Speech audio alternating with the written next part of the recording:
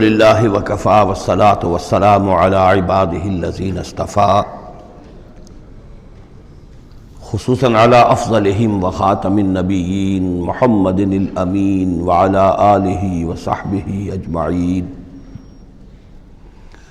اما بعد فقد قال اللہ تبارک وتعالی کما ورد فی سورۃ الاعراف: اعوذ باللہ من الشیطان الرجیم، بسم اللہ الرحمن الرحیم۔ فوسوس لهما الشیطان لیبدی لهما ما وري عنهما من سوآتهما وقال ما نهاكما ربكما عن هذه الشجرة إلا أن تكونا ملكين أو تكونا من الخالدين وقاسمهما إني لكما لمن الناصحين فدلاهما بغرور فلما ذاقا الشجرة بدت لهما سوآتهما وطفقا يخصفان عليهما من ورق الجنة وناداهما ربهما ألم أنهكما عن تلكما الشجرة وأقل لكما إن الشيطان لكما عدو مبين قالا ربنا ظلمنا أنفسنا وإن لم تغفر لنا وترحمنا لنكونن من الخاسرين صدق اللہ العظیم۔ رب اشرح لي صدری ویسر لي امری واحلل عقدۃ من لسانی یفقہوا قولی۔ اللہم ربنا الہمنا رشدنا واعذنا من شرور انفسنا، اللہم ارنا الحق حقا وارزقنا اتباعہ وارنا الباطل باطلا وارزقنا اجتنابہ، آمین یا رب العالمین۔ سورہ اعراف کے دوسرے رکوع میں قصہ آدم و ابلیس قرآن حکیم میں دوسری مرتبہ بیان ہو رہا ہے۔ اس سے پہلے یہ سورہ بقرہ میں اس کے چوتھے رکوع میں آ چکا ہے۔ البتہ آپ دیکھیں گے کہ اگرچہ یہ قصہ جو ہے قرآن مجید میں 7 مرتبہ آیا ہے، 6 مرتبہ مکی صورتوں میں اور 1 مرتبہ مدنی صورت میں، لیکن یہ کہ ہر جگہ کوئی نہ کوئی بات نئی ہے، اس لیے کہ جس دور سے بھی یہ تحریک جو ہے حضور کی دعوت کی گزر رہی تھی، اس دور کے حوالے سے کچھ چیزیں جو ہیں وہ ہر جگہ پر آپ کو مزید نمایاں ملیں گی۔ اب مثلاً اس رکوع کے شروع میں ہمیں وہ عظیم آیت ملی ہے کہ جس میں جمع کا صیغہ اختیار کیا گیا ہے، وَلَقَدْ خَلَقْنَاكُمْ ثُمَّ صَوَّرْنَاكُمْ ثُمَّ قُلْنَا لِلْمَلَائِكَةِ اسْجُدُوا لِآدَمَ فَسَجَدُوا إِلَّا إِبْلِيسَ۔ اس کے بارے میں پچھلی مرتبہ میں عرض کر چکا ہوں۔ اب دوسری بات جو آ رہی ہے وہ یہ ہے کہ جو شیطان نے ورغلایا حضرت آدم کو اور حضرت حوا کو سلام علیہما، کہ جس درخت کا پھل کھانے سے اللہ تعالیٰ نے انہیں روک دیا تھا، کسی طریقے سے ورغلا کر انہیں اس درخت کا پھل کھانے پر آمادہ کر لیا۔ اس کے لیے لفظ آیا فوسوس لہما۔ یہ وسوسہ اصل میں ہم یہ سمجھتے ہیں کہ شاید یہ چیزیں اس طور سے ہو رہی تھی جیسے کہ ہم ایک دوسرے کے سامنے کھڑے باتیں کر رہے ہیں، ایک دوسرے کو پہچان رہے ہیں، لیکن حضرت آدم اور حوا کے بھی دلوں میں وسوسہ اندازی کی ہے شیطان نے، جیسے کہ شیطان وسوسہ اندازی کرتا ہے ہمارے دلوں میں۔ یہ مکالمے اس طرح کے نہیں ہے کہ وہ ایک ہی محفل میں کھڑے ہوئے، عام طور پر سورہ بقرہ کے چوتھے رکوع میں بھی اور دوسرے مقامات پر بھی ہمارا تصور کچھ اور رہتا ہے، لیکن یہاں وہ پردے حائل ہیں۔ ابلیس جو ہے وہ یقیناً جو ہے جنات میں سے تھا، حضرت آدم علیہ السلام کے لیے اس وقت بھی وہ انویزیبل تھا، لہذا نفس جو آیا ہے فوسوس لہما الشیطان، وسوسہ ان کے دلوں میں ڈالا۔ لیبدی لہما ما وری عنہما من سوآتہما۔ اب یہاں خاص طور پر ایک بات آ رہی ہے، اس کو ہم متشابہات ہی میں شمار کریں گے۔ یہاں ایک خاص اثر ظاہر کیا جا رہا ہے کہ وہ شجر ممنوع تھا، اس کا پھل کھانے کا ایک نتیجہ برآمد ہوا، اور وہ یہ ہوا کہ حضرت آدم اور حوا پر ان کی شرمگاہیں جو ہیں وہ نمایاں ہو گئیں۔ یا تو ایسا ہے کہ پہلے انہیں شعور نہیں تھا، اب شعور پیدا ہو گیا، یا یہ کہ انہیں کوئی خاص لباس جنت کا حلہ اللہ تعالیٰ نے عطا کیا ہوا تھا، وہ لباس اتر گیا اس درخت کا پھل کھانے کے نتیجے میں۔ یہ چیزیں ایسی ہیں کہ جس سے یقیناً بہت سے لوگوں کو کچھ قیاس آرائیوں کا موقع ملا ہے۔ بعض لوگوں کے نزدیک یہ نیکی اور بدی کی تمیز کا درخت ہے اصل میں، کہ جس کو کھاتے ہی نیکی اور بدی کی تمیز پیدا ہو جاتی ہے۔ بعض حضرات کا خیال یہ ہے کہ یہ اصل میں پہلا سیکشول ایکٹ ہے آدم اور حوا کے مابین جس کو اس سے تعبیر کیا گیا ہے۔ یہ مختلف آراء ہیں، مختلف جو ہیں اس میں قیاسات ہیں، لیکن صحیح بات شکل یہی ہے کہ اس کے ضمن میں ابھی ہمیں اس کو متشابہات ہی کے دائرے میں رکھ کر اور اس کے بارے میں کوئی قطعی اور حقیقی اور یقینی رائے جو ہے قائم کرنے کی کوشش نہیں کرنی چاہیے، تاکہ کہیں اور معلومات جو ہیں ہماری سائنس کے ذریعے سے اکتشافات اور معلومات کا دائرہ اور وسیع ہو جائے تو اس سے ہم پہنچ جائیں اس کی کنہ تک کہ وہ درخت کون سا تھا۔ لیکن یہاں ظاہر کیا گیا ہے کہ شیطان نے جو وسوسہ اندازی کی ان کے دلوں میں وہ یہ تھی، فَوَسْوَسَ لَهُمَا الشَّيْطَانُ لِيُبْدِيَ لَهُمَا مَا وُرِيَ عَنْهُمَا مِنْ سَوْآتِهِمَا وَقَالَ مَا نَهَاكُمَا رَبُّكُمَا عَنْ هَٰذِهِ الشَّجَرَةِ، اور اس نے کہا، یہ وسوسہ اندازی کی کہ نہیں روکا ہے آپ دونوں کو آپ کے رب نے اس درخت سے، اِلَّا أَن تَكُونَا مَلَكَيْنِ، مگر یہ کہ کہیں آپ نہ ہو جائیں فرشتے نہ بن جائیں، او تکونا من الخالدین، یا ہو جائے آپ ہمیشہ ہمیش رہنے والے۔ اب اس میں سیدھی سی بات یہ ہے کہ فرشتوں کو تو جھکایا گیا حضرت آدم کے سامنے، تو فرشتہ بن جانا کون سی بہت بڑی بات تھی، لیکن یہ ہے کہ انسان بسا اوقات اپنی اصل حقیقت کو، اصل مقام کو بھول جاتا ہے، نسیان ہو جاتا ہے، اور یہ بات گویا کہ شیطان کے وسوسہ اندازی سے ان کے ذہن میں پیدا ہوئی، یا یہ کہ آپ ہمیشہ ہمیش رہیں اور آپ پر موت طاری نہ ہو۔ وَقَاسَمَهُمَا إِنِّي لَكُمَا لَمِنَ النَّاصِحِينَ، اور انہوں نے قسمیں کھا کھا کر اس نے یقین دلایا میں آپ کے لیے بہت یعنی مخلص ہوں، اور جو رائے دے رہا ہوں وہ بہت صحیح ہے۔ فَدَلَّاهُمَا بِغُرُورٍ، تو دھوکہ دے کر انہیں، جس کو ہم کہتے ہیں مائل کر ہی لیا، شیشے میں اتار ہی لیا۔ فَلَمَّا ذَاقَا الشَّجَرَةَ، تو جب ان دونوں نے چکھ لیا اس درخت کے پھل کو، بَدَتْ لَهُمَا سَوْآتُهُمَا، ظاہر ہو گئی ان پر ان کی شرمگاہیں، وَاتَّفِقَا يَخْصِفَانِ عَلَيْهِمَا مِنْ وَرَقِ الْجَنَّةِ، اور وہ اب لگے درخت کے جو جنت کے پتوں کو گانٹھ کر اپنے لیے لباس بنانے کے لیے، تفقا یخصفان، گانٹھنے لگے، جوڑنے لگے کہ جو جنت کے پتے تھے ان کو سی کر آپس میں اپنی سطر جو ہے سطر پوشی کریں اور اپنی شرمگاہوں کو ڈھانپیں۔ وَنَادَاهُمَا رَبُّهُمَا، اور اب پکارا انہیں ان کے پروردگار نے، الم انہکما، کیا میں نے منع نہیں کیا تھا تمہیں، ان تلکما الشجرۃ، اس درخت سے، وَأَقُلْ لَكُمَا، اور میں نے کیا کہا نہیں تھا تم سے، ان الشیطان لکما عدو مبین، کہ شیطان تم دونوں کے لیے بڑا کھلا دشمن ہے۔ قَالَا رَبَّنَا ظَلَمْنَا أَنفُسَنَا، تو ان دونوں نے کہا کہ اے رب ہمارے، ہم نے اپنے اوپر ظلم کیا، زیادتی کی، ہم اپنی غلطی کا اعتراف کرتے ہیں۔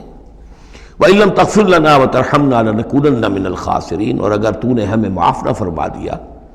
اور ہم پر رحم نہ فرمایا تو ہم تو تباہ ہونے والوں میں ہو جائیں گے۔ یہاں ایک بات اور نوٹ کر لیجئے،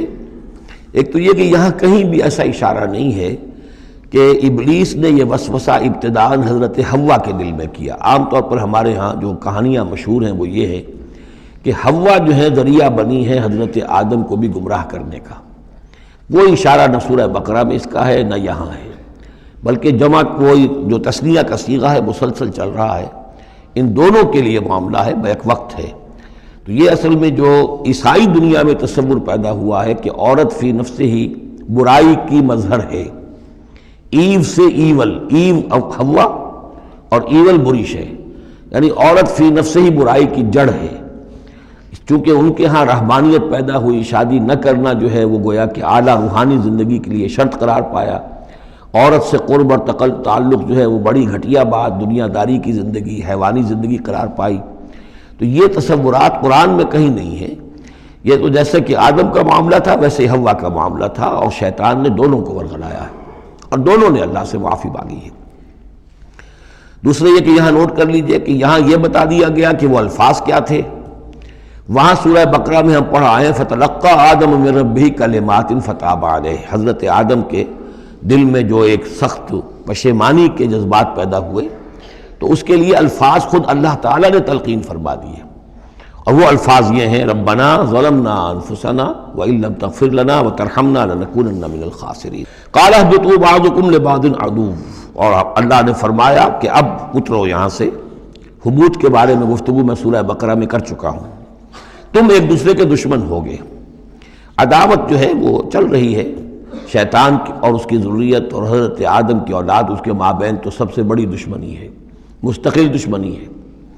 باقی یہ ہے کہ انسانوں کے اندر بھی آپس میں دشمنیاں چلتی ہیں۔ وَلَكُمْ فِي الْأَرْضِ مُسْتَقَرٌّ وَمَتَاعٌ إِلَىٰ حِينٍ، اور اب تمہارے لیے زمین میں ٹھکانہ ہے اور ساز و سامان ہے، ضرورت کی چیزیں ہیں، إِلَىٰ حِين، ایک وقت معین تک کے لیے، یہ ابدی نہیں ہے، ہمیشہ کے لیے نہیں ہے، ایک خاص وقت تک کے لیے اب تمہیں وہاں رہنا بسنا ہے، اور وہاں رہنے بسنے کے لیے جو ضروری چیزیں ہیں وہاں فراہم کر دی گئی ہیں۔ قال فیہا تحیون وفیہا تموتون ومنہا تخرجون، ساتھ یہ بھی فرما دیا کہ اب اسی زمین میں تم رہو گے اور اسی میں تم مر کر داخل ہو جاؤ گے، فیہا تموتون، اسی میں مرو گے، ومنہا تخرجون، اور اسی میں سے تمہیں دوبارہ نکال لیا جائے گا بعث بعد الموت۔ یا بنی آدم قد انزلنا علیکم لباسا یواری سوآتکم وریشا، اب یہاں ایک جو یعنی ایک راہبانہ تصور ہی، الٹا قسم کا راہبانہ تصور جو ہے، یوں سمجھیے کہ پیدا ہو گیا تھا عرب کے لوگوں میں بھی۔ وہ سمجھتے تھے جیسے آج بھی دنیا میں نیوڈسٹ سوسائٹیز جو ہیں وہ کہتے ہیں لباس ایک تکلف ہے، خام خواہ ہے، جب انسان کو اللہ نے پیدا کیا تو کوئی لباس نہیں ہوتا، پھر حیوانات کا کوئی لباس نہیں ہے، یہ خام خواہ ایک تکلف ہے انسان نے جو اپنے لیے اختیار کر دیا ہے۔ عرب میں یہ رواج پڑ گیا تھا کہ مادرزاد برہنہ ہو کر مرد اور عورتیں طواف کرتے تھے خانہ کعبہ کا، اور یہ گویا کہ بڑا اونچا کام تھا، گویا کہ ہر تکلف سے، یعنی بہرحال اب بھی ہم طواف کرتے ہیں تو صرف 2 چادریں ہوتی ہیں، انہوں نے کہا کہ وہ چادروں کا تکلف بھی کیا کرنا ہے، بس جیسا بھی اللہ نے پیدا کیا ہے مادرزاد برہنہ مرد اور عورتیں جو ہیں وہ طواف کرتے تھے، اور اس کو بڑا نیکی کا کام سمجھتے تھے، بہت یوں سمجھیے کہ اپنی یعنی سیلف انہیلیشن یا اپنی نفی ذات جو ہے اس کا بہت بڑا مظہرہ تھا۔ اب اس کی یہاں تردید ہو رہی ہے، یا بنی آدم، آدم کی اولاد، قد انزلنا علیکم لباسا، ہم نے تم پر لباس اتارا ہے، یواری سوآتکم، جو تمہارے شرمگاہوں کو ڈھانپتا ہے، وریشا، اور تمہارے لیے آرائش کا سبب بنتا ہے، زیبائش اور آرائش کا، لباس التقوی ذالک خیر، اور اس سے اوپر پھر ایک اور لباس ہے، اور وہ لباس ہے تقوی کا لباس، ظاہر ہے کہ وہ سب سے بہتر ہے۔ اگر تقوی کا لباس نہیں ہے تو بسا اوقات اور انسان لباس پہن کے بھی ننگا ہوتا ہے، اتنا تنگ لباس کہ اس میں جسم کے سارے نشیب و فراز ظاہر ہو رہے ہوں، یا اتنا باریک لباس عورتوں کا کہ جس میں وہ جسم اندر سے جھلک رہا ہو، تو وہ لباس پہنے ہوئے بھی، جیسے کہ حضور نے فرمایا اللہ تعالیٰ لعنت فرمائے ان عورتوں پر جو لباس پہن کر بھی ننگی رہتی ہیں۔ تو لباس التقوی ذالک خیر، ایک اور اضافی جو ہے وہ تقوی کا ہے، شرم ہو، حیا ہو، تقوی ہو۔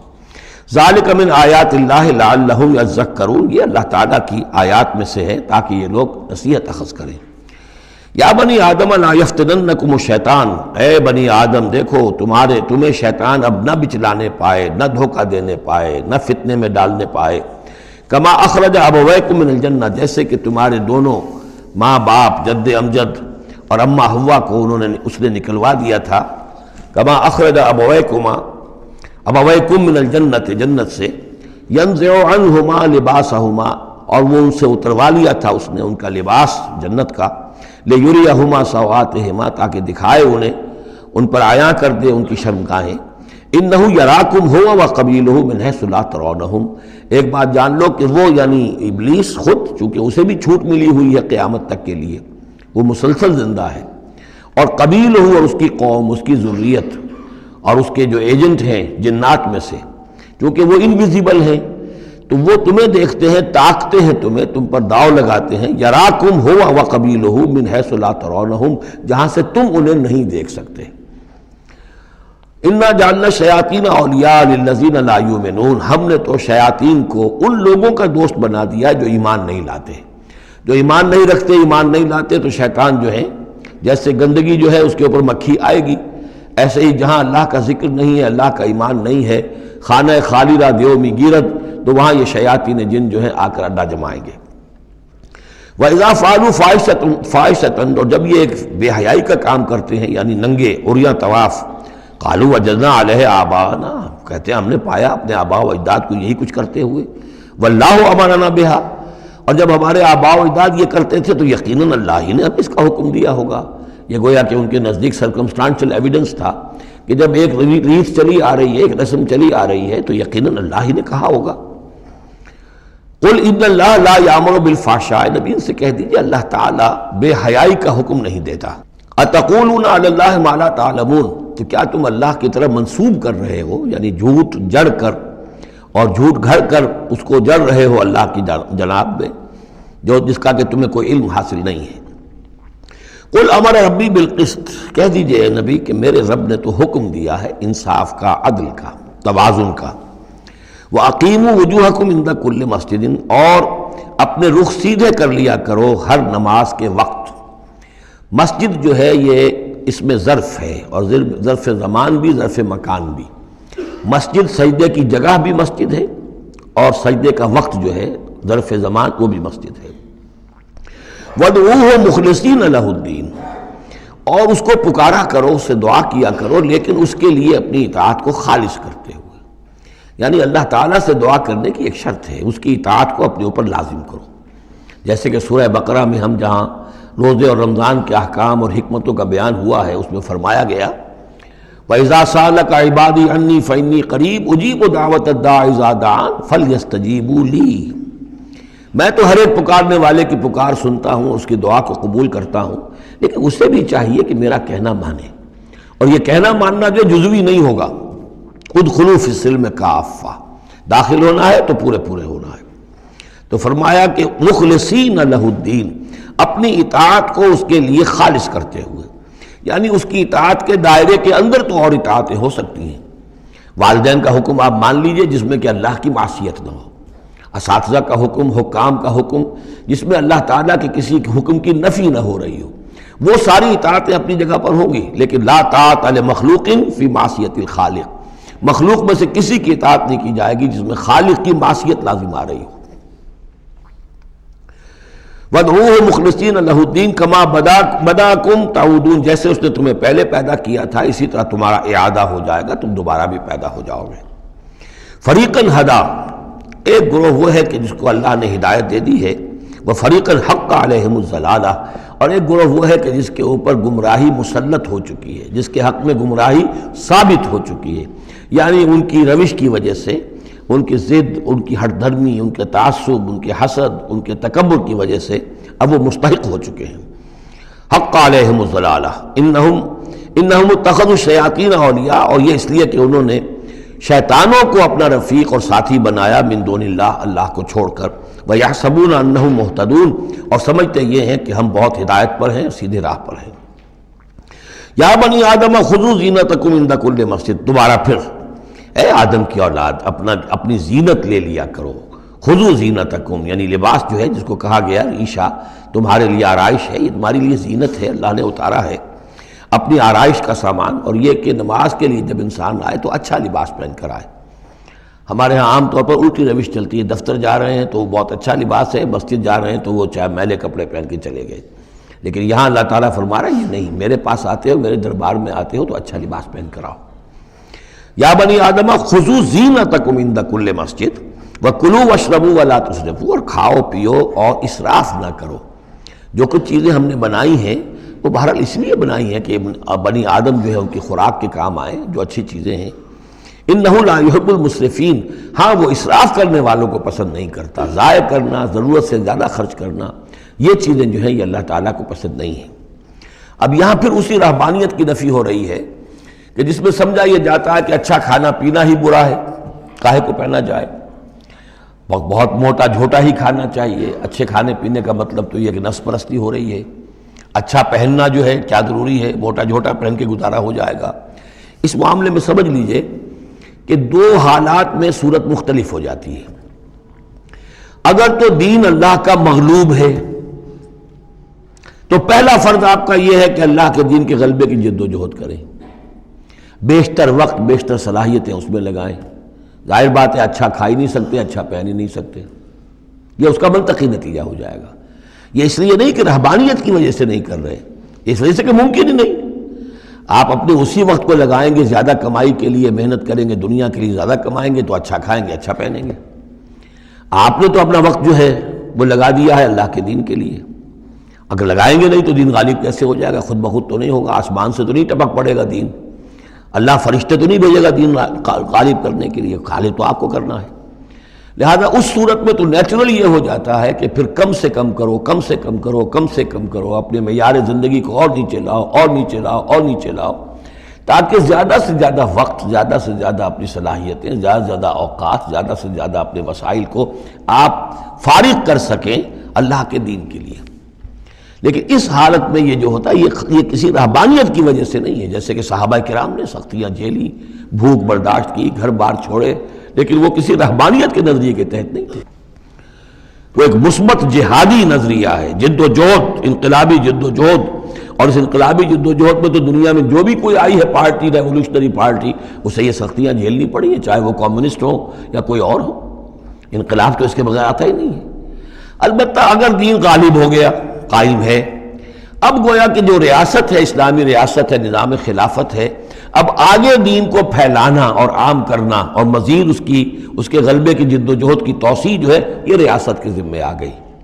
ریاست جو بھی اپنے شہریوں کے اوپر اس کے لیے بوجھ ڈالتی ہے، جو ٹیکس ڈالتی ہے، یا جو بھی والنٹیئرز مانگتی ہے، یہ لڑائی جو ہے ڈرافٹنگ کرتی ہے، بہت ٹھیک ہے، اس کے مطابق اگر اسے چاہیے 10,000 آدمی نکل آئے، باقی کی طرف سے یہ فرض کفایہ ادا ہو گیا۔ ریاست کے قائم ہونے کی شکل میں صورتحال بدل جاتی ہے۔ اب آپ اپنے گھر میں رہے، جو وقت آپ کے پاس ہے آپ اچھا کمائیں، اچھا کھائیں، اچھا پہنیں، کوئی حرج نہیں۔ آپ اپنے بچوں کو بھی اچھا کھلائیں، حلال سے کمائیں، اچھا کھلائیں۔ کوئی اسی طریقے سے کوئی آپ کو علمی کوئی آپ کا پرسوٹس ہیں، ایکیڈیمک پرسوٹس ہیں، ان میں لگے، یا یہ کہ اگر آپ نوافل میں لگنا چاہتے ہیں نفل پڑھیں اور اس کے ترقی جو ہے، اپنی روحانی ترقی جو ہے وہ تقرب بالنوافل کے ذریعے سے کرتے چلے جائیں۔ تو یہ تینوں راستے جو ہیں انسان کے لیے کھلے ہوں گے۔ کب؟ جبکہ دین غالب ہو۔ اس بنیادی بات کو بھی لوگوں نے سمجھا ہے، اس لیے وہ رہتے ہیں کنفیوژن میں۔ صاحب اولاد کا بھی حق ہے، صاحب بیویوں کا بھی حق ہے، اس کا بھی حق تو سب کا ہے، لیکن یہ کہ وہ جو صحابہ کرام کو یاد نہیں تھا کہ ان کے بھی حقوق ہیں، یا ان کا دین اور تھا، ہمارا دین اور ہے؟ کیا حضور کو پتہ نہیں تھا کہ میری ازواج مطہرات کے بھی دین ہے، ان کا بھی کیا بھی حق ہے؟ انہوں نے ذرا اپنے نفقے کے اندر اضافے کا مطالبہ کیا تو گویا کہ ایلا کا معاملہ کر لیا، گویا کہ طلاق کی دھمکی دے دی۔ یہ کیوں ہوا؟ کیا ان کے جو خاندان والے تھے ان کا حق نہیں تھا؟ ان کو وہ چھوڑ کر آ گئے مکے میں اور بھیڑیوں کے حوالے کر کے آ گئے، گویا کہ قریش کے سرداروں کے حوالے ان کے رحم و کرم پر چھوڑ کر آ گئے نا مدینے، جن کو ہجرت کا حکم ملا ہے۔ یہ ساری چیزیں دین میں، یہ ہے دو شکلیں مختلف۔ ایک ہے دین مغلوب ہے تو پہلا فرض ہے یہ کہ دین کو غالب کرنے کی جد و جہد کرو، ایک جماعتی زندگی کے اندر منسلک ہو کر تن من دھن، ان صلاتی و نسکی و مایایا و مماتی للہ رب العالمین، کم سے کم نکالو اپنے لیے، کم سے کم۔ اب ظاہر بات ہے اس میں تو پھر کم سے کم پر ہی گزارا کرنا ہوگا، صرف سبسسٹنس لیول جس کو کہا جائے، اپنے آپ کو برقرار رکھنے کے لیے، تاکہ جسم اور جان کا رشتہ تعلق جو ہے برقرار رہے، کام کر سکے آدمی۔ ہاں جب دین غالب ہو جائے اب مسئلہ بالکل مختلف ہو گیا ہے، اب ریاست ہے اور ریاست نے اپنی فوجیں بھی رکھی ہوئی ہیں، جو بھی ذرائع ہیں۔ ہاں جب بھی ضرورت ہوگی وہ شہریوں کو بلائے گی، اس وقت حاضر ہونا فرض ہو جائے گا، لیکن ورنہ عام حالات میں ریاست اس فرائض کو ادا کر رہی ہے۔ مزید توسیع دعوت دین کی اور غلبہ دین کی وہ ریاست کے ذمہ ہے، اسلامی ریاست ہے، نظام خلافت ہے۔ اب آپ جو ہے انڈیویجولز کی حیثیت سے اپنے کاروبار میں لگ جائیں، یا کوئی شخص اپنی روحانی ترقی میں لگ جائے، کوئی شخص یہ کہ دولت زیادہ سے زیادہ کمائے اور وہ اس کو ثواب کے کاموں میں صرف کرے، کوئی شخص جو ہے کسی سائنس میں، کسی اور شعبے میں اسے علمی دلچسپی ہو جائے، تحقیق کے کاموں میں، سارے راستے کھلے ہوں گے۔ اس صورت میں اچھا کھانا، اچھا پہننا کوئی حرام شے نہیں، تو جبکہ رہبانیت اس حالت میں بھی اس کے لیے کوئی گنجائش نہیں چھوڑتی۔ تو یہاں اس کی نفی کی جا رہی، اس رہبانیت کے نظریے کی۔ قل من حرم زینت اللہ التی اخرج لعبادہ، کہیے ان سے پوچھئے کس نے حرام کی ہے وہ زینت جو اللہ نے نکالی ہے اپنے بندوں کے لیے، والطیبات من الرزق، اور کس نے حرام کیے ہیں پاکیزہ کھانے کی چیزیں۔ قل ہی للذین آمنوا فی الحیات الدنیا، کہہ دیجئے یہ تمام چیزیں دنیا کی زندگی میں بھی اللہ تعالیٰ نے تو اہل ایمان ہی کے لیے بنائی ہیں، خالصۃ یوم القیامہ۔ ہاں دنیا میں وہ کفار کو بھی دے رہا ہے، تم بھی کھا پی لو، برت لو یہاں پہ جو کچھ کرنا ہے، اس لیے کہ آخرت میں تمہارا کوئی حصہ نہیں ہے۔ البتہ آخرت میں جا کر یہ تمام اچھی چیزیں خالصتاً یوم القیامہ، قیامت کے دن تو یہ خالصتاً جو ہے اللہ کے اہل ایمان بندوں کے لیے ہو جائیں گی، پھر کافر کو کوئی شے نہیں ملے گی۔ کذالک نفصل الآیات، اس طرح ہم اپنی آیات کی وضاحت کرتے ہیں، لقوم یعلمون، ان لوگوں کے لیے جو علم رکھتے ہو یا جو علم حقیقی حاصل کرنا چاہیں۔ قل انما حرم ربی الفواحش ما ظہر منہا وما بطن، کہہ دیجئے کہ میرے رب نے تو حرام قرار دیا ہے بے حیائی کی باتوں کو، خواہ وہ اعلانیہ ہوں اور خواہ چھپی ہوئی ہوں، بے حیائی خواہ چھپی ہوئی ہوں وہ بھی اللہ تعالیٰ کو پسند نہیں ہے، وہ بھی حرام ہے۔ والاسم، اور گناہ کو حرام کیا ہے، والبغی، اور ناحق زیادتی کرنا کسی دوسرے پر بغیر الحق، وان تشرکوا باللہ ما لم ينزل بہ سلطانہ، اور اس کو حرام ٹھہرایا ہے کہ تم اللہ کے ساتھ شریک ٹھہراؤ کسی ایسی چیز کو جس کے لیے اس نے کوئی سند نہیں اتاری ہے، وان تقولوا علی اللہ ما لا تعلمون، اور حرام قرار دیا اس بات کو کہ تم اللہ کی طرف منسوب کرو وہ چیزیں کہ جو تم نہیں جانتے، جس کے لیے تمہارے پاس کوئی علم نہیں ہے۔ وَلِكُلِّ أُمَّةٍ أَجَلٌ، ہر قوم کے لیے، ہر امت کے لیے ایک وقت معین ہے، یعنی جب بھی کبھی کوئی رسول ہم بھیجتے رہے ہیں تو ایک مدت ہوتی ہے، اس وقت تک اس کو مہلت ہوتی ہے قوم کو کہ وہ رسول کی دعوت سے استفادہ کر لے اور اپنے دلوں کو، اپنے باطن کو منور کر لے، صحیح راستے پر آ جائے۔ اس سے پہلے عذاب نہیں آئے گا، خواہ یہ کہ اہل ایمان تو چاہیں گے کہ جھٹپٹ عذاب آئے، اس لیے کہ بہرحال مسلمان اہل ایمان وہ بھی انسان ہوتے تھے، چکی کے دو پاٹوں کے درمیان پس رہے تھے تو کبھی کبھی خیال آ جاتا تھا کہ اب اللہ تعالیٰ کیوں انہیں اتنی ڈھیل دے رہا ہے، یا ابو جہل کو اتنی ڈھیل کیوں دے دی ہے کہ اس نے حضرت سمیہ رضی اللہ تعالیٰ عنہ کے ساتھ یہ سلوک کیا، ابو جہل کو کیوں اتنی ڈھیل دے دی ہے کہ اس نے حضرت یاسر کو شہید کر دیا رضی اللہ تعالیٰ عنہ۔ لیکن یہ خیال تمہارا اپنی جگہ ہے، ہماری حکمت اپنی ہے۔ ہماری حکمت کیا ہے کہ جب رسول ہم نے بھیجا اس قوم کے لیے ایک اجل معین کر دی، اس اجل سے پہلے عذاب آئے گا نہیں، ہاں جب وہ اجل آ جائے گی پھر وہ رکے گا نہیں، اس کے اندر اندر معاملہ انہیں طے کرنا ہے، ادھر یا ادھر۔ وَلِكُلِّ أُمَّةٍ أَجَلٌ، یہ ہم پڑھ چکے سورہ نام میں کہ اگر میرے پاس ہوتی وہ شے، میرے اختیار میں ہوتی کہ جو تم جلدی مچا رہے ہو، تو کبھی کا میرا اور تمہارے درمیان قصہ جو ہے چکایا جا چکا ہوتا۔ فَإِذَا جَاءَ أَجَلُهُمْ، لیکن جب ان کی اجل آ جائے گی، لَا يَسْتَأْخِرُونَ سَاعَةً وَلَا يَسْتَقْدِمُونَ، نہ تو وہ اس کو مؤخر کر سکیں گے ایک گھڑی بھی، اور نہ ہی اس سے کھسک سکیں گے، سرک سکیں گے۔ وَلِلَّهِ مَا فِي السَّمَاوَاتِ وَمَا فِي یا الْأَرْضِ، بنی آدم اما یاتینکم رسل، اب یہ وہی آیت آ گئی جو سورہ بقرہ میں بھی آئی تھی، فَإِمَّا يَأْتِيَنَّكُم مِّنِّي هُدًى فَمَن تَبِعَ هُدَايَ فَلَا خَوْفٌ عَلَيْهِمْ وَلَا هُمْ يَحْزَنُونَ وَالَّذِينَ كَفَرُوا وَكَذَّبُوا بِآيَاتِنَا أُولَٰئِكَ أَصْحَابُ النَّارِ هُمْ فِيهَا خَالِدُونَ۔ یا بنی آدم اما یاتینکم رسل منکم، اے بنی آدم جب بھی تمہارے پاس آئیں گے رسول، تم ہی میں سے ہوں گے، تم میں سے تمہاری قوم کے لوگ ہوں گے، یقصون علیکم آیاتی، جو تمہیں میری آیات سنائیں گے، فمن اتقی واصلح، تو جو بھی تقوی کی روش اختیار کرے گا اور اصلاح کر لے گا اور نیکی کی روش اختیار کرے گا، فلا خوف علیہم ولا هم یحزنون، ان کے لیے نہ کوئی خوف ہوگا اور نہ وہ کسی حزن سے دوچار ہوں گے۔ والذین کذبوا بآیاتنا واستکبروا عنہا، اور جو ہماری آیات کو جھٹلائیں گے اور تکبر کی بنا پر انہیں رد کر دیں گے، استکبروا عنہا، استکبار کی بنیاد پر، تکبر کی بنیاد پر رد کر دیں گے، اولئک اصحاب النار هم فیہا خالدون، وہ جہنمی ہوں گے اور رہیں گے ہمیشہ ہمیش۔ فمن اظلم ممن افترى علی اللہ کذبا وکذب بآیاتہ، پھر وہ اس شخص سے بڑھ کر ظالم اور کون ہوگا جو اللہ کی طرف کوئی غلط بات منسوب کرے، افتراء کرے اللہ کی طرف، اور یا اللہ کی آیات کو جھٹلائے، یہ دونوں ہم وزن ہیں۔ اولئک ینالہم نصیبہم من الکتاب، ان کو جو بھی دنیا میں رزق وغیرہ کا معاملہ ہے وہ تو ان کو مل جائے گا، یہاں دنیا میں تو ہم نے یہ سورہ بنی اسرائیل میں مضمون آئے گا، اب کوئی شخص کفر کرے اللہ فوراً اس کی روزی روک لے اور ایک دن کے اندر اندر وہ یہ بھوک سے مر جائے، ایسا نہیں ہے۔ جو ہم نے یہاں پہ ان کے لیے لکھا ہوا ہے جو رزق ہے اس دنیا کے اندر، وہ تو انہیں ملتا رہے گا، وہ رکتا نہیں ہے، انہیں اپنے اس نصیب میں سے حصہ مل جائے گا۔ حتیٰ اذا جاءتہم رسلنا، ہاں پھر جب ہمارے فرشتادے، ہمارے بھیجے ہوئے فرشتے ان کے پاس آ جائیں گے، یتوفونہم، ان کو قبض کرنے کے لیے، قالوا این ما کنتم تدعون من دون اللہ، تو وہ کہیں گے کہاں ہیں وہ جن کو آپ پکارا کرتے تھے اللہ کے سوا، جن کو ڈنڈوت کرتے تھے اور جن کے سامنے متھے ٹیکتے تھے اور جن سے دعائیں کرتے تھے اور گڑ گڑاتے تھے۔ قالوا ضلوا عنا، وہ کہیں گے وہ سب گم ہو گئے، ہوا ہو گئے، ہم سے سب جاتے رہے، ضلوا عنا وشہدوا علی انفسہم انہم کانوا کافرین، اور وہ خود اپنے خلاف یہ گواہی دیں گے کہ واقعتاً ہم تھے ناشکرے، ہم نے کفر کی روش اختیار کی۔ قالت خلوا فی امم قد خلت من قبلکم من الجن والانس، کہا جائے گا کہ اچھا داخل ہو جاؤ ان امتوں میں جو تم سے پہلے گزر چکی ہیں، جنوں اور انسانوں میں سے، نار میں، آگ میں، یعنی ایک ایک قوم کا حساب ہوتا جائے گا اور وہ جہنم کے اندر جھونکے جاتے رہیں گے، پہلی نسل گئی، پھر اس کے بعد دوسری آئی، دوسری گئی، تیسری آئی، اب ان میں ایک مکالمہ ہوگا ظاہر بات ہے جو پہلے گئے تھے وہ تھے بزرگ، بڑے تھے، لیڈر تھے، یا یہ کہ وہ پچھلی نسل تھی جنہوں نے بدعات شروع کی تھیں، خرافات کا آغاز کیا تھا. یہ بعد میں آنے والے ان پر لعنت کریں گے کہ تم نے ہمیں مروایا، تمہاری وجہ سے ہم بھی برباد ہو کر یہاں آئے ہیں، تو تمہیں دوہرا عذاب ملنا چاہیے. لیکن یہ کہ وہاں وہ کہیں گے کہ نہیں، ہم جیسے ہم گمراہ تھے ویسے انہوں نے تمہیں گمراہ کیا. تو یہ مکالمہ ہوگا. اور یہ نوٹ کر لیجئے، یہ جو میں نے عرض کیا تھا کہ اس سورہ مبارکہ میں ایام اللہ جو ہے یہ اس کا مین تھیم ہے. تو ایام اللہ کو یوں سمجھیے کہ ایک تو انسانی تخلیق کے اعتبار سے، ایک تو وہ ازل ہے جبکہ آدم کی تخلیق ہوئی، قصہ آدم و ابلیس ہوا، یہاں سے تو ہمارا وہ وقت جو ہے وہ شروع ہوتا ہے، اور جنت اور دوزخ میں پہنچ کر گویا کہ وہ ایک دور ختم ہوتا ہے، وہ آخری بات ہے. یہ ہے انتہا اور ابتدا.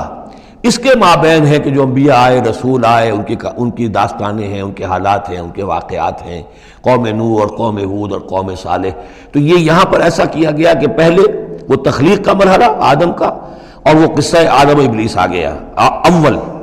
اب جو جہنم کا اور جنت کا تذکرہ آ رہا ہے اور ان کی آپس کی گفتگویں ہوں گی، اور کچھ لوگ ایسے بھی ہوں گے نہ جو جہنم میں ابھی گئے ہوں گے نہ جنت میں داخلہ ملا ہوگا، درمیان میں کہیں ہوں گے، صاحب آراف ہوں گے، اصحاب آراف، تو ان کا مکالمہ آ رہا ہے. یہ دونوں بگننگ اور اینڈ دکھا کر اور پھر سلسلہ شروع ہوگا انبیاء کرام اور رسولوں کے حالات کا. قالت خلوا فی امم قد خلت من قبلکم، داخل ہو جاؤ انہی قوموں میں، انہی نسلوں میں جو تم سے پہلے داخل ہو چکی ہیں. من الجن والانس فی النار، جنات بھی اور انسان بھی آگ میں. کلما دخلت امت لعنت اختہا، جب بھی کوئی امت داخل ہوگی تو وہ دوسری امت کو لعنت کرے گی. حتی اذا ادارکوا فیہا جمیعا، اور جب وہ سب کے سب اس میں گر چکیں گی، تمام کی تمام نسلیں اور امتیں. قالت اخراہم لاولاہم، تو بعد میں آنے والی کہے گی پہلی نسل سے، ربنا ہؤلاء اضلونا، اے اللہ ان بدبختوں نے ہمیں گمراہ کیا تھا. دنیا میں تو کہتے تھے کہ ہمارے آباء و اجداد ہیں، ہمارے اسلاف ہیں، ان کی ریتیں ہیں، ان کی روایتیں ہیں، ان کی چیزیں ہیں، کیسے چھیڑ دیں. لیکن یہاں پر کیا ہوگا؟ ربنا ہؤلاء اضلونا، ان لوگوں نے ہمیں برباد کیا، انہوں نے ہمیں گمراہ کیا. فآتہم عذابا ضعفا من النار، تو انہیں تو دگنا عذاب دے آگ میں سے. قال لکل ضعف، اللہ فرمائے گا نہیں، سب کے لیے دگنا ہے. جیسے یہ نے تم کو گمراہ کر کے آئے تھے، تم بھی اپنے بعد والوں کو گمراہ کر کے آئے ہو. تو یہ تو گویا کہ سلسلہ چل رہا ہے. تو اس لیے یہ کہ وہ تو ہر ایک کو سوچنا چاہیے تھا کہ اپنی عقل سے کام لیتا، ہم نے تمہیں عقل دی تھی، شعور دیا تھا، کیوں تم تقلید اعمیٰ کے اندر مبتلا رہے؟ آباء و اجداد کی تقلید ہو رہی ہے، اپنے لیڈروں کی تقلید ہو رہی ہے. تو یہ تقلید اعمیٰ کے لیے تمہیں میں نے آنکھیں دی تھی، تمہیں کان دیے تھے، تمہیں میں نے عقل دی تھی، تمہیں نیکی اور بدی کا شعور دیا تھا. ہر شخص جو ہے وہ ذمہ دار ہے. قال لکل ضعف، اللہ فرمائے گا سب کے لیے دوہرا ہے. ولکن لا تعلمون، لیکن تمہیں اس کا علم نہیں ہے. وقالت اولاہم لاخراہم، اب وہ کہیں گے پچھلے جو ہیں، جو پہلے والے تھے، بعد میں آنے والوں کو، فما کان علیکم علینا من فضل، دیکھو نا، نہیں نا تمہیں کوئی، ہم پر کوئی فضیلت حاصل نہیں ہو سکی، تم نے خام خواہ ہم پر لعنت کی، لیکن اس سے کیا حاصل تمہیں کیا ہوا؟ ما کان لکم علینا من فضل فذوقوا العذاب بما کنتم تکسبون، اور اب چکھو مذاق عذاب کا اپنی کرتوتوں کے باعث. ان الذین کذبوا بآیاتنا واستکبروا عنہا، یقیناً وہ لوگ جنہوں نے ہماری آیات کو جھٹلایا اور استکبار پھر عنہا، اور بر بنائے تکبر ان کو رد کیا، اعراض کیا ان سے تکبر کی بنیاد پر. لا تفتح لهم ابواب السماء، ان کے لیے آسمان کے دروازے کبھی نہیں کھولے جائیں گے. یہ کچھ اشارات ہیں قرآن مجید میں جس سے معلوم ہوتا ہے کہ جہنم اسی زمین پر ہوگی، اور ابتدائی جنت بھی یہی ہوگی. ابتدائی نزل والی جنت جو ہے وہ بھی اسی زمین پر ہوگی، اور جہنم بھی اسی زمین پر ہوگی. اور کچھ ایسا سا تصور ہوتا ہے کہ جیسے زمین کو جب کھینچا جائے گا، وَإِذَا الْأَرْضُ مُدَّتْ، زمین کو جب کھینچا جائے گا تو جیسے ربڑ کی کرمچ کی کوئی گیند ہو اس کو کھینچے تو آپ کو معلوم ہے کہ جو جہاں سے وہ زیادہ موٹی ہے وہ پچک جائے گی. جب وہ پچکے گی تو اس کے اندر جو لاوا ہے، اس وقت بھی زمین کے پیٹ میں بھرا ہوا ہے وہ لاوا، وہ ظاہر ہو جائے گا اور وہ جہنم ہوگی. واللہ عالم، یہ کچھ اندازے ہوتے ہیں بعض اشارات سے، اس لیے کہ فیصلہ جو ہے میدان حشر یہی ہے. احادیث میں میدان عرفات جو ہے اسی کو کھول دیا جائے گا، وسیع کر دیا جائے گا، اور اسی یہیں پر حشر ہونا ہے. وَجَاءَ رَبُّكَ وَالْمَلَكُ صَفًّا صَفًّا، اور پروردگار بھی شان اجلال کے ساتھ نزول فرمائیں گے اور فرشتے آئیں گے فوج در فوج، اور یہیں پر حساب کتاب ہوگا. ابتدائی مہمان نوازی بھی جو ہے وہ یہی ہوگی، لیکن پھر یہ کہ اہل جنت اپنے مراتب کے اعتبار سے اور اوپر کی جنتوں میں چڑھتے چلے جائیں گے. لیکن ظاہر بات ہے یہ لوگ جو ہیں یہ یہی کہ یہ رہ جائیں گے، لا تفتح لہم ابواب السماء، ان کے لیے آسمان کے دروازے کھولے ہی نہیں جائیں گے، ولا يدخلون الجنت، اور وہ جنت میں داخل نہیں ہوں گے، حتی یلج الجمل فی سم الخیاط، یہاں تک کہ اونٹ گزر جائے، گھس جائے سوئی کے ناکے میں۔ اسے کہتے ہیں تعلیق بالمحال، نہ یہ ممکن ہے کہ سوئی کا ناکہ اتنا بڑا ہو جائے کہ اونٹ گزر جائے، یا اونٹ اتنا چھوٹا ہو جائے کہ سوئی کے ناکے میں داخل ہو جائے، نہ ان کفار کے جنت میں داخل ہونے کا کوئی امکان ہے۔ اور یہ بات بھی نوٹ کیجئے کہ یہی بات اصل میں حضرت عیسیٰ علیہ السلام نے تنقید جو انہوں نے کی تھی کہ ایک دولت مند شخص ان کے پاس آیا، جیسے ہمارے ہاں بھی ہوتے ہیں جو دیندار ہیں، سیٹھ ہیں، اور وہ دین کے کام بھی کرتے ہیں، تو انہوں نے کہا کہ بتائیے آپ کی تعلیم کیا؟ ان کا نماز پڑھو، روزہ رکھو، کل نماز روزہ میں کرتا ہوں۔ اچھا اپنے غریبوں کے اپنے مال میں سے دو، یہ کرو وہ کرو، یہ بھی میں کرتا ہوں، آپ بتائیے اور کیا ہے؟ پھر آخر میں فرمایا حضرت مسیح نے، اچھا اپنی صلیب اٹھاؤ اور میرے ساتھ چلو۔ یعنی یہ کہ اب وہ ہے وہ جد و جہد حق و باطل کی کشاکش، یہ نیکی کے کام کرنا، دھندوں میں لگے رہنا، اور اپنے ساتھ کچھ نہ کچھ نیکی کا کام ہے، کچھ پن ہے، کچھ خیرات ہے، کچھ ثواب کے کام ہے، کوئی نماز ہے، روزہ ہے، یہ تو آسان ہے، لیکن یہ کہ اس کشاکش حق و باطل جو ہے اس میں لگنا، کہ جس میں پھر اندیشہ ہو کہ پھانسی بھی آ سکتی ہے، اندیشہ ہو جان بھی جا سکتی ہے، تکلیف بھی آ سکتی ہے۔ تو جب انہوں نے کہا کہ اچھا ٹھیک ہے، پھر جب تم نے یہ ساری منزلیں طے کر لی تو وہ آخری منزل ہے، اپنی صلیب اٹھاؤ میرے ساتھ آ جاؤ۔ تو اس شخص کا چہرہ لٹک گیا اور وہ چلا گیا۔ تو حضرت مسیح نے فرمایا کہ اونٹ کا سوئی کے ناکے میں سے گزرنا ممکن ہے، لیکن کسی دولت مند شخص کا اللہ کی بادشاہت میں داخل ہونا ممکن نہیں ہے۔ بہرحال میں اس وقت اسے کسی دلیل کے طور پہ پیش نہیں کر رہا ہوں، لیکن میں نے صرف یہ کہ یہی جو ہے محاورہ جو قرآن مجید میں یہاں آیا ہے، حتیٰ یلج الجمل فی سم الخیاط، یہی ہے کہ جو حضرت عیسیٰ علیہ السلام نے استعمال کیا۔ وَكَذَلِكَ نَجْزِي الْمُجْرِمِينَ، اور اسی طرح ہم بدلہ دیتے ہیں مجرموں کو۔ لَهُم مِّن جَهَنَّمَ مِہَادٌ، ان کے لیے جہنم ہی کا ہوگا بچھونا، وَمِن فَوْقِهِمْ غَوَاشٍ، اور اسی کا اوڑھنا ہوگا، لحاف بھی اسی کا ہے، آگ کا اور اس کے گدے بھی۔ وَكَذَلِكَ نَجْزِي الظَّالِمِينَ، اور اسی طرح ہم ظالموں کو بدلہ دیں گے۔ وَالَّذِينَ آمَنُوا وَعَمِلُوا الصَّالِحَاتِ، اور وہ لوگ جو ایمان لائے اور جنہوں نے نیک عمل کیے، لَا نُكَلِّفُ نَفْسًا إِلَّا وُسْعَهَا، پھر آ گئی وہی بات، ہم کسی کو ذمہ دار نہیں ٹھہرائیں گے کسی جان کو مگر اس کی وسعت کے مطابق، محاسبہ ہوگا انڈیویجول، ہم نے کیا کیا کچھ اسے دیا تھا اس کے حساب سے ہم اس سے حساب لیں گے۔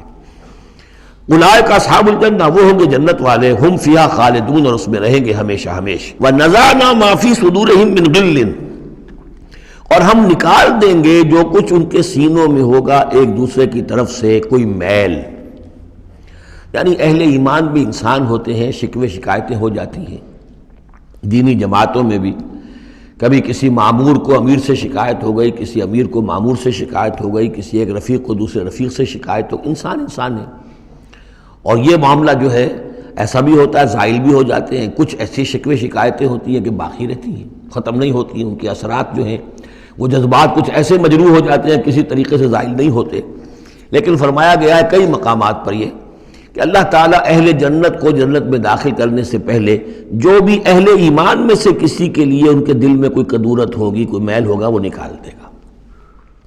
تاکہ اب جنت میں داخل ہونے والے سب سررن اخوانن علی سرر متقابلین، بالکل بھائیوں کی طریقے سے صاف دل ہو کر ایک دوسرے کے سامنے رو در رو ہو کر بیٹھیں گے، اور ان کے اندر کوئی غل نہیں رہے گا۔ یہی دعا بھی ہے جو ہمیں تلقین کی گئی ہے، اللہم اغفر لنا ولاخواننا الذین سبقونا بالایمان ولا تجعل فی قلوبنا غلا للذین آمنوا ربنا انک رؤوف رحیم۔ پروردگار اہل ایمان میں سے کسی کے لیے بھی ہمارے دل میں غل اور میل یا کدورت یہ باقی نہ رہنے دے، تو اپنے فضل و کرم سے دھو دے۔ وَنَزَعْنَا مَا فِي صُدُورِهِم مِّن غِلٍّ، بلکہ ان آیات پر حضرت علی کا یہ قول بھی ہے رضی اللہ تعالی عنہ کہ سورہ ہجر کی آیت کے ضمن میں خاص طور پر آتا ہے شان نزول میں، کہ انہوں نے فرمایا کہ یہ میرے اور معاویہ کے کا ذکر ہے جو یہاں ہو رہا ہے۔ ظاہر بات ہے جنگیں ہوئی ہیں حضرت علی رضی اللہ عنہ اور حضرت معاویہ رضی اللہ عنہ، تو کتنی کچھ ہو گئی ہوگی شکایت ایک دوسرے سے۔ تو یہ آیتیں ہمارے لیے ہیں کہ اللہ تعالی ہمیں دونوں کو جنت میں داخل کرے گا تو ہمارے دلوں سے یہ کدورتیں جو ہے وہ نکال دے گا۔ وقالوا الحمد للہ الذی ہدانا لہذا، اور وہ کہیں گے کل شکر ہے اور کل تعریف ہے اس اللہ کی جس نے ہمیں یہاں تک پہنچایا۔ وما كنا لنهتدي لولا ان هدانا اللہ، اور محض اپنے زور بازو سے ہم یہاں تک نہیں پہنچ سکتے تھے اگر اللہ ہی نے ہمیں نہ پہنچا دیا ہوتا۔ لقد جاءت رسل ربنا بالحق، یقیناً ہمارے رب کے پروردگار کے جو بندے آئے تھے رسول بن کر وہ حق کے ساتھ آئے تھے۔ وَنُودُوا، اور تب انہیں ندا کی جائے گی، پکارا جائے گا، ان تلکم الجنۃ اورثتموها بما کنتم تعملون، اب یہ وہ جنت ہے جس کے تم وارث بنا دیے گئے ہو تمہارے اعمال کی وجہ سے۔ بندے کا کام یہ ہے کہ وہ یہ کہے گا، اے اللہ میں اس لائق نہیں تھا، میرے اعمال ایسے نہیں تھے، میں اپنے اعمال کے بل پر کبھی بھی نہیں اس کا مستحق ہو سکتا تھا، یہ سارا تیرا فضل ہے، تیرا کرم ہے، تیری عطا ہے، تیری دین ہے۔ اللہ فرمائے گا نہیں میرے بندے، تو نے محنت کی تھی، کوشش کی تھی، ایثار کیا تھا، تو نے حق کا راستہ چوز کیا تھا، تو نے کبھی نقصان بھی برداشت کیا تھا حق کے لیے، اور باطل کا مقابلہ کرنے میں تکالیف بھی جھیلی تھی۔ تو بندہ جو ہے وہ کہے گا نہیں پروردگار یہ سب تیرا فضل ہے، اور اللہ کہے گا یہ تمہارے اعمال کی وجہ سے۔ دونوں جزوی طور پر حقیقتیں ہیں، یہ دونوں چیزیں ہیں مل کر ایک بات کو مکمل کرتی ہیں۔ ہم ارادہ کرتے ہیں کام کا، اللہ تعالیٰ اس کام کی توفیق دے دیتا ہے، ارادہ ہی نہ کرے تو توفیق نہیں ہوگی، اور بحث اپنے ارادے سے ہم کچھ نہیں کر سکیں گے جب تک کہ اللہ کی طرف سے توفیق اور تیسیر نہ ہو جائے۔ وَنَادَى أَصْحَابُ الْجَنَّةِ أَصْحَابَ النَّارِ، اور جنتی لوگ پکار کر کہیں گے جہنمیوں سے، ان قد وجدنا ما وعدنا ربنا حقا، ہم نے تو پا لیا جو کچھ کہ ہمارے رب نے ہم سے وعدہ کیا تھا کہ وہ سچ نکلا، صحیح نکلا، جن نعمتوں کا ہم سے وعدہ کیا تھا وہ ہمیں مل گئیں۔ فَهَلْ وَجَدْتُم مَّا وَعَدَ رَبُّكُمْ حَقًّا، تو تم نے بھی کیا سچا پا لیا اللہ کا وعدہ جو اللہ نے تم سے وعدہ کیا تھا، وہ ساری چیزیں تمہیں مل گئیں؟ قالوا نعم، وہ کہیں گے جی ہاں، ہمارے ساتھ بھی جو وعدے تھے، جو وعیدیں تھیں، جو دھمکیاں تھیں، جو عذاب کی مختلف شکلیں تھیں، وہ سب ہیں جن میں ہم اس وقت گرے ہوئے ہیں۔ فَأَذَّنَ مُؤَذِّنٌ بَيْنَهُمْ، تو پکارے گا کوئی پکارنے والا ان کے مابین، اللعنۃ اللہ علی الظالمین، کہ اللہ کی لعنت ہے ظالموں پر۔ الذین یصدون عن سبیل اللہ ویبغونہا عوجا، وہ لوگ کہ جو روکتے بھی تھے اور رکتے بھی تھے اللہ کے راستے سے، اور اس راستے میں کجی نکالتے تھے کہ اگر دیکھ لیا کسی شخص کے بارے میں کہ اس کا رجحان ہو گیا ہے کہ وہ محمد صلی اللہ علیہ وسلم کی باتیں توجہ سے سننے لگا ہے، تو اس کو ورگلانے کے درپے ہو جانا، اس کے لیے طرح طرح کی جو ہے پریشانیاں پیدا کرنا۔ وَهُمْ بِالْآخِرَةِ کافرون، اور یہ لوگ کافرت کے منکر تھے۔ وَبَيْنَهُمَا حِجَابٌ، اب یہ گفتگو تو ہو رہی ہوگی جنت اور دوزخ والوں کے مابین، ان دونوں کے مابین ایک پردہ ہوگا، ایک فصیل حائل ہوگی۔ یہ نقشہ جو ہے زیادہ کلیئرلی سورہ حدید میں کھینچا گیا ہے، وَضُرِبَ بَيْنَهُمْ بِسُورٍ لَهُ بَابٌ، بَيْنَهُمَا حِجَابٌ، فصیل ہوگی، ادھر جنت ہے ادھر دوزخ ہے۔ وَعَلَى الْأَعْرَافِ رِجَالٌ، اور عرف کہتے ہیں جو فصیلوں کے اوپر بنی ہوتی ہیں، جھروکے سے بنے ہوتے ہیں، جہاں سے کہ جھانک کر دیکھتے ہیں، تو اس طرح آپ نے فصیلوں کے اوپر دیکھے ہوں گے، وہ تو اعراف ہوں گے۔ رجال یعرفون کلا بسیماہم، وہ لوگ ہوں گے جو سب کو پہچانتے ہوں گے، جہنمیوں کو بھی پہچانتے ہوں گے اور دوزخیوں کو بھی پہچانتے ہوں گے، اس لیے کہ یہ کون ہوں گے؟ یہ بین کے لوگ تھے جن میں کچھ نیکی بھی تھی، بدی بھی تھی، نہ یکسو ہوئے تھے ادھر نہ یکسو ہوئے تھے ادھر، تو کچھ نیکیاں کچھ بدیاں انہوں نے جمع کر لی تھیں، اور ان کے اعمال جو ہیں وہ برابر ہو گئے، بدی اور نیکی کے اعمال جو ہیں وہ برابر ہو گئے، تو اس حوالے سے ان کو ابھی درمیان میں روک لیا گیا ہے کہ نہ وہ جہنم میں جھونکے گئے نہ جنت میں داخل ہوئے۔ اور یہ وہ لوگ ہیں، ظاہر بات ہے کہ جو پھر جب بین کے لوگ تھے کچھ تو پہچانتے تھے ادھر سے کفار کو بھی ادھر سے اہل ایمان کو بھی، تو یعرفون کلا بسیماہم، وہ سب جانتے تھے پہچانتے تھے، ان کو بھی جو جنت میں ہے ان کو بھی جو دوزخ میں ہے۔ وَنَادَىٰ أَصْحَابَ الْجَنَّةِ، اب وہ پکاریں گے جنت والوں کو، ان سلام علیکم، سلام ہو آپ پر، سلامتی ہے آپ پر، لم يدخلوها، وہ اس میں ابھی داخل نہیں ہوئے، وہم یطمعون، اور اس کی بڑی طمع ہوگی کاش کہ اللہ ہمیں بھی جلدی سے داخل کر دے۔ وَإِذَا صُرِفَتْ أَبْصَارُهُمْ تِلْقَاءَ أَصْحَابِ النَّارِ، اور جب ان کے ذرا چہرے جو ہے پھیر دیے جائیں گے، ان کی نگاہیں جو ہیں وہ ادھر پھیر دی جائیں گی کہ ذرا جہنمیوں کو بھی مشاہدہ کر لو۔ وَإِذَا صُرِفَتْ أَبْصَارُهُمْ تِلْقَاءَ أَصْحَابِ النَّارِ قَالُوا رَبَّنَا لَا تَجْعَلْنَا مَعَ الْقَوْمِ الظَّالِمِينَ، اس وقت وہ کہیں گے پروردگار ہمیں ان ظالموں کے ساتھ شامل نہ کر دیجو، کیونکہ ابھی بین ہے، بین الخوف والرجا، تو انہیں امید بھی ہے، یطمعون بھی ہے، لیکن اندیشہ بھی ہے، تو یہ کہ بیچ میں چونکہ لٹکے ہوئے ہیں اس لیے ادھر دیکھتے ہیں تو انہیں سلام کرتے ہیں، اور یہ کہ دل میں ان کے امنگیں جاگ جاتی ہیں، تمنائیں جاگ جاتی ہیں کہ اللہ ہمیں بھی ان کے ساتھ شامل کر دے، اور ادھر دیکھتے ہیں تو کہتے ہیں ربنا لا تجعلنا مع القوم الظالمین۔ ونادى اصحاب الاعراف رجالا يعرفونهم بسیماہم، اور اب یہ اہل جہنم میں سے ان لوگوں کو جنہیں یہ پہچانتے ہوں گے ان کے چہروں سے، ان کی نشانیوں سے، ان کو پکاریں گے، قالوا ما اغنى عنكم جمعكم وما كنتم تستكبرون، کچھ کام نہ آیا تمہاری جمعیت، تمہارے پرے، تمہاری فوجیں، تمہارے حاشیہ نشین، یہ کہاں گئے؟ اور جو کچھ تم جو تکبر کیا کرتے تھے، اکڑتے تھے، اے ابو جہل کیا بنا تیرا، اور اے ولید بن مغیرہ تیرا کیا ہوا؟ اہؤلاء الذین اقسمتم لا ینالهم اللہ برحمتہ، کیا وہ لوگ اب جنت والوں میں وہاں پہ آپ کو فقراء بھی نظر آئیں گے، وہاں بلال بھی نظر آئے گا، وہاں صہیب رومی بھی ہوں گے، وہاں یاسر بھی ہوں گے، یہ لوگ تھے نا جن کے بارے میں تم کہتے تھے ان کو کیسے اللہ تعالیٰ کسی رحمت سے نواز سکتا ہے، یہ تو ہمارے کمی کاری گھٹیا طبقے کے لوگ ہیں، اللہ نے ہمیں دولت دی ہے، حیثیت دی ہے، وجاہت دی ہے، ہمیں طاقت دی ہے، عزت دی ہے، یہ جو لوگ ہیں گرے پڑے ان کو اللہ تعالیٰ کیسے نواز دے گا؟ تو وہ کہیں گے اس وقت ان کا جو رنج اور غم ہے اس کو بڑھانے کے لیے، اہؤلاء الذین اقسمتم لا ینالهم اللہ برحمتہ وادخلوا الجنۃ لا خوف علیکم ولا انتم تحزنون، ان سے تو کہہ دیا گیا داخل ہو جاؤ جنت کے اندر، نہ تم پر کوئی خوف ہے اور نہ تم کسی حزن سے دوچار ہوگے۔ ونادى اصحاب النار اصحاب الجنہ، اور اب پکاریں گے جہنم والے جنت والوں کو، ان افیضوا علینا من الماء، کہ کچھ تو بہا دو ہماری طرف پانی جو اللہ نے تمہیں دے رکھا ہے، او مما رزقکم اللہ، اور جو کچھ اللہ نے تمہیں رزق دیا ہے کچھ وہاں سے ہماری طرف بھی، اے خاصہ برندان چمن کچھ تو ادھر بھی، مما رزقکم اللہ، قالوا ان اللہ حرمہما علی الکافرین، وہ جواب دیں گے اہل جنت کہ شاید ہم تو دینا بھی چاہتے،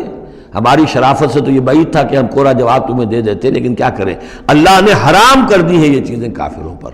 ہمارے ہاتھ بندھے ہوئے ہیں، ہم یہ نعمتیں اب تمہاری طرف نہیں بھیج سکتے۔ ان اللہ حرمہما علی الکافرین، انہیں حرام کر دیا ہے اس پانی کو بھی اور یہ جو بھی ہمیں رزق اللہ نے نوازا ہے۔ الذین اتخذوا دینہم لہوا ولعبا، وہ لوگ کہ جنہوں نے اپنے دین کو کھیل کود بنا لیا، تماشا اور دل بہلانے کا اور ہنسی اور ٹھٹا بنا دیا ہے، وغرتہم الحیات الدنیا، اور انہیں دنیا کی زندگی نے دھوکے میں مبتلا کر دیا ہے۔ فالیوم ننساہم کما نسوا لقاء یومہم ھذا، تو آج کے دن ہم بھی انہیں نظر انداز کر دیں گے۔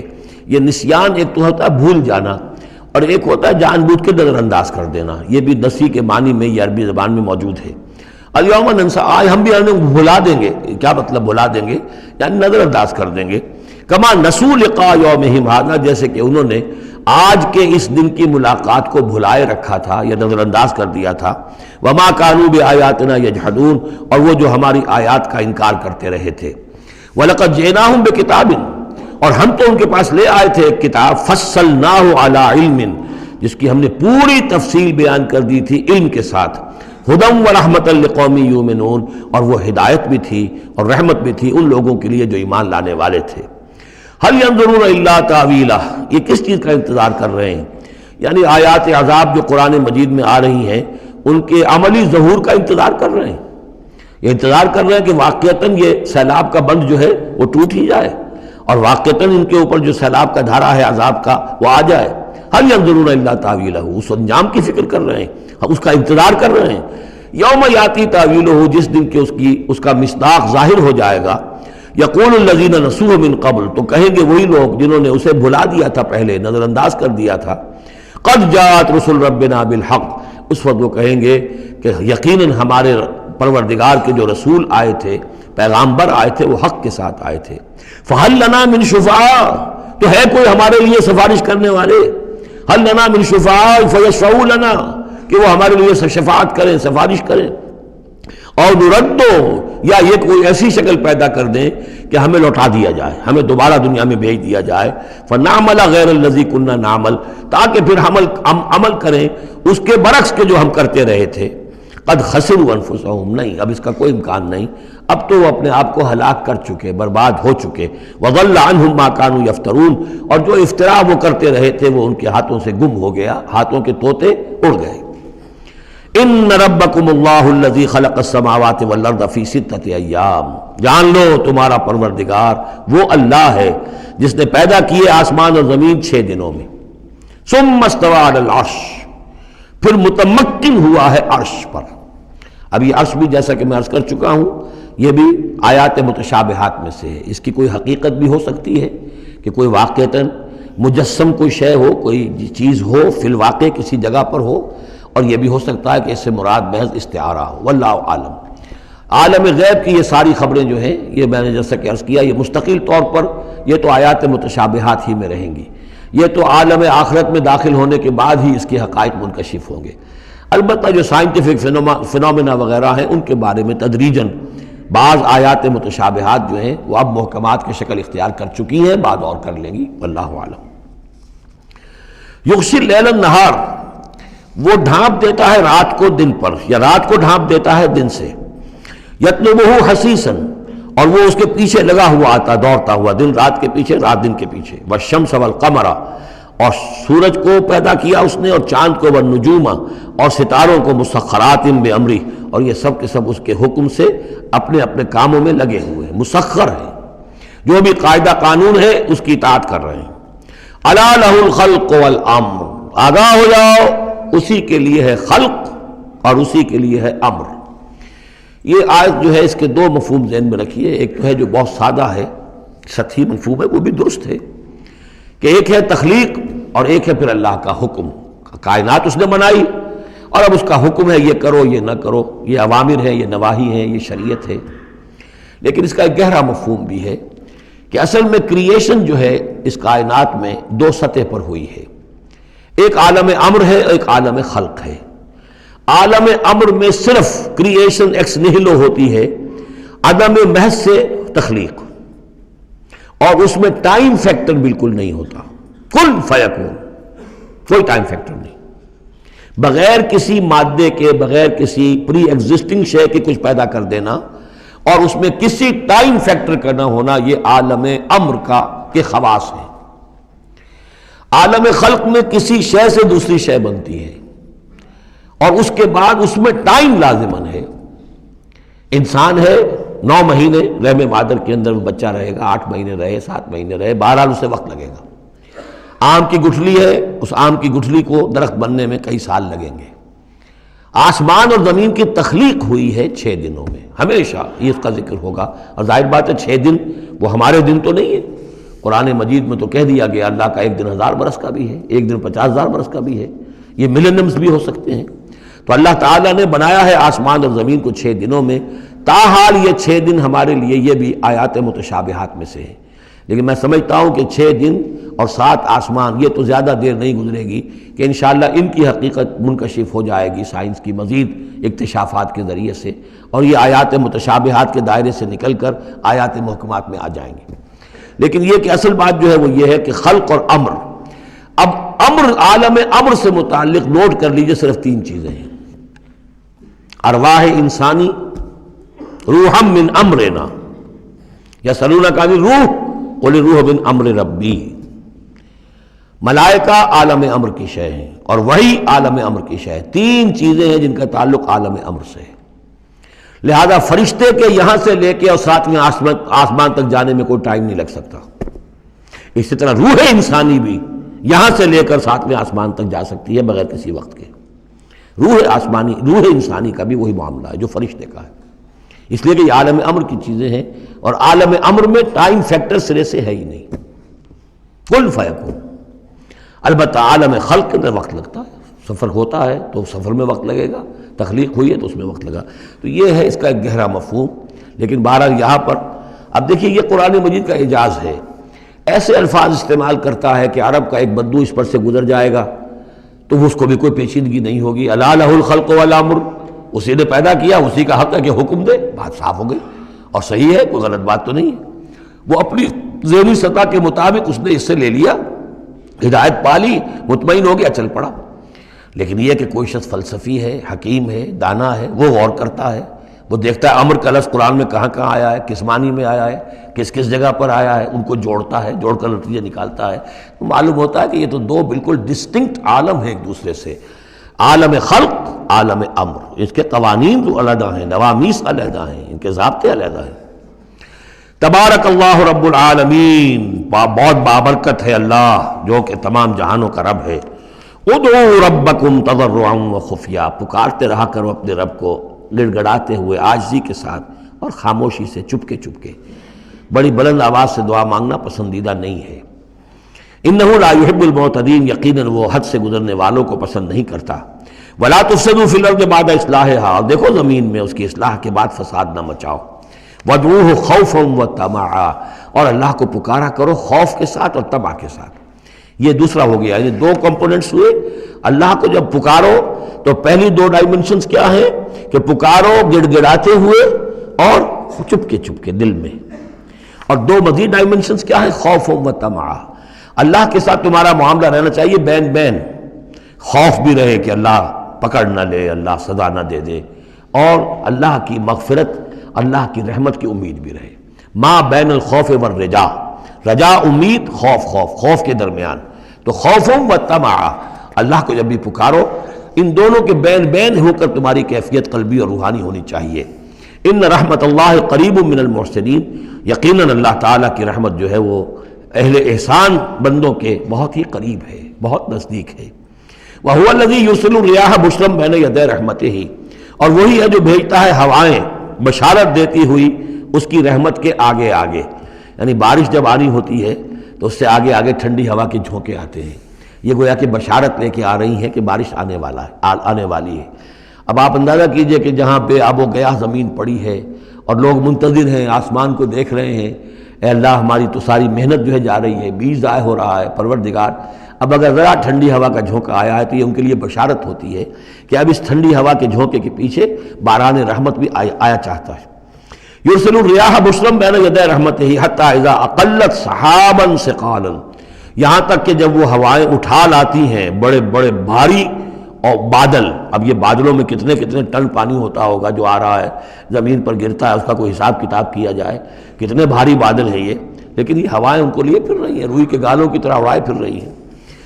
سقناہ لبلد میت، تو ہم اس کو ہانک دیتے ہیں اس پانی کو ایک مردہ زمین کی طرف، بے آب و گیاہ وادی کی طرف. فانزلنا بہ الماء، ہم ان بادلوں کو ہانک دیتے ہیں، وہ ہوائیں جو ہیں ہانک کر لے جاتی ہیں ایک ایسی زمین کی طرف کہ جو مردہ ہے، بے آب و گیاہ ہے. فانزلنا بہ الماء، پھر ہم اس پر پانی برساتے ہیں. فاخرجنا بہ من کل الثمرات، اور پھر ہم اس سے زمین میں سے ہر طرح کے میوے نکال دیتے ہیں. اور کچھ نہیں تو گھاس ہی ہو گئی، چراگاہی ہو گئی. اور اگر آپ نے کچھ بیج ڈالے ہوئے تھے یا یہ کہ بیج پڑے ہوئے تھے کسی باغ کے اندر، اوپر سے گر کے اس کے پھلوں میں سے وہ خود بخود پھوٹیں گے، اور وہ جو اللہ تعالیٰ کی طرف سے جو ہے وہ زمین کے اپنے خزانے نکال دے گی. کذالک نخرج الموتیٰ، یہ ہے اصل جو تشبیہ دی گئی، اسی طرح ہم مردوں کو نکال لائیں گے زمین سے. یعنی زمین مردہ ہوتی ہے، کوئی اس کے اندر زندگی کے آثار نہیں ہوتے، کہیں کوئی وہ جو ہے کوئی بھی آپ دیکھیں کوئی ہریاول نہیں کوئی، بلکہ وہاں پہ بسا اوقات تو ایسی ویرانی ہوتی ہے کہ کوئی آپ کو چیونٹے بھی نظر نہیں آتے، کوئی حشرات الارض نظر نہیں آتے، کوئی پرندے بھی آس پاس نظر نہیں آتے، کچھ نہیں، کوئی زندگی کے آثار نہیں. بارش ہوتی ہے، اس کے بعد یہ کہ اب آپ کو دیکھتے ہیں چلت پھرت ہے، ایک دم جو ہے زمین جو ہے اس نے بھی ہریاول ہرا جو ہے وہ گہنا پہن لیا ہے، اس کے ہرے ہرے کپڑے سمجھیے کہ وہ دلہن جو ہے آراستہ ہو گئی ہے، اور پھر اب چرند پرند بھی آ گئے ہیں زندگی، مگر اب زندگی ہی زندگی ہے معجزاً ساقی. تو اسی طریقے سے یہ زمین کے اندر پڑے ہوئے مردے جو ہوں گے یہ بھی گویا کہ بیج کے مانندے جو زمین میں پڑے ہوئے ہیں، ہمارا حکم آئے گا اور یہ پھوٹ کر نکل آئیں گے. کذالک نخرج الموتیٰ لعلکم تذکرون، تاکہ تم نصیحت اخذ کرو. والبلد الطیب یخرج نباتہ باذن ربہ، اور جو اچھی زمین ہوتی ہے زرخیز، وہ اپنے رب کے حکم سے اپنا سبزہ نکالتی ہے، اس میں سے نکلتی ہے پیداوار. والذی خبث، اور زمین ایسی بھی ہوتی ہے کہ جس میں رویدگی ہے ہی نہیں، زرخیزی ہے ہی نہیں. جو خراب زمین ہے لا یخرج الا نکدا، وہ کچھ نہیں نکالتی مگر کوئی ناقص سی چیز نکال دے گی، جھاڑ جھکاڑ کچھ ہو جائیں گے. یہ نکھد لفظ جو پنجابی میں سرائکی میں استعمال کرتے ہیں، یہی اسی لفظ کی نکدہ، بڑی ردی شے، بڑی گھٹیا شے. کذالک نصرف الآیات لقوم یشکرون، اسی طریقے سے ہم اپنی آیات کو گردش میں لاتے ہیں ان لوگوں کے لیے کہ جو ان کی قدر کرنے والے ہوں. بارک اللہ لی ولکم فی القرآن العظیم ونفعنی وإیاکم بالآیات والذکر الحکیم.